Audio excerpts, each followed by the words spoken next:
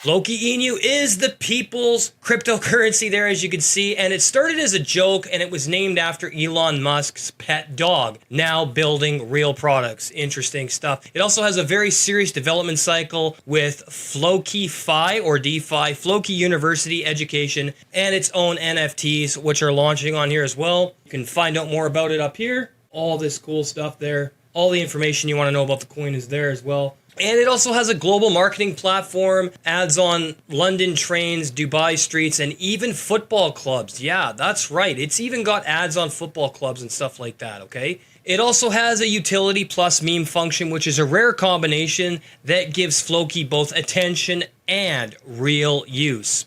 They also have a long-term vision for this coin, which is focused on onboarding new users through education and gamification, which is very cool. I recommend checking out Floki Inu as well. I hope you guys like that coin. Check it out. It should be pretty cool. Look at all these awesome statistics here, man. Very cool coin. Lots of stuff to learn on the site, as you can see there as well. So that one, Floki Inu, is going to be a good coin as well, okay?